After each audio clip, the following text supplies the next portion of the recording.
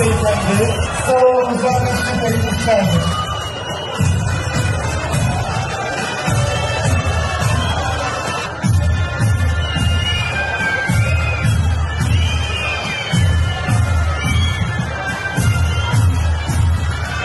Biz geçen yıl programlarımızı yani müfredatımızı revize ettik. Sizin içinde yaşadığınız çağa, sizin içinde yaşadığınız teknik imkanlara uygun bir müfredat yapmamız gerekiyordu.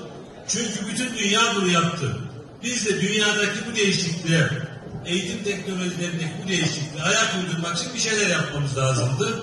Müfredatımızı ona göre revize etmemiz gerekiyordu. Bir bunu yaptık. Ne oldu şimdi? Şunu yapmış olduk arkadaşlar. Biz size bilgi vermek yerine bilgiyi beceriye dönüştürecek bir alan oluşturduk. Yani siz zaten bilgiye erişiyorsunuz.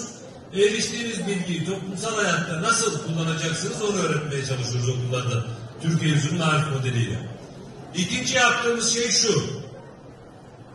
Bilgiye erişme sınırlı olduğu için, sadece okullarda bilgiye erişme imkanınız olduğu için ne bulduysak sizin müfredatınıza koymuşuz.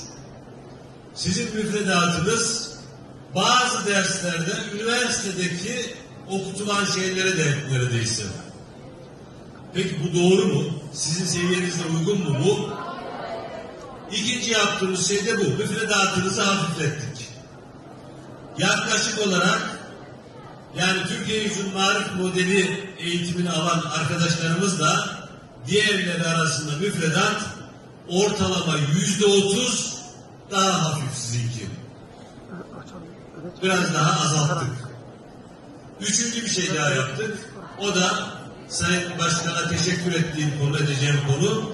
O da şu, biz çocuklarımızın bu ülkenin vatandaşı olmaktan gurur duyacağı, milletinin değerlerinden gurur duyacağı, milletinin değerlerine sahip çıkacağı ve atalarının, dedelerinin mirasına sahip çıkacağı bir kuşak yetiştirmek istiyoruz. Üçüncü yaptığımız şey de bu. Milli ve manevi değerlerimizi müfredatımıza yerleştirdik. Bu anlamda Çanakkale'de bizim önemsediğimiz bir coğrafya. Sadece Çanakkale değil, Anadolu'nun her tarafı bizim açımızdan bu minvalde önemli. Ama Çanakkale çok sembol. Çanakkale Kurtuluş Savaşımız öncesinde bizim bu coğrafyayı vatan olarak bize bırakılan bu coğrafyayı savunmak için cansiperane mücadele ettiğimiz bir coğrafya.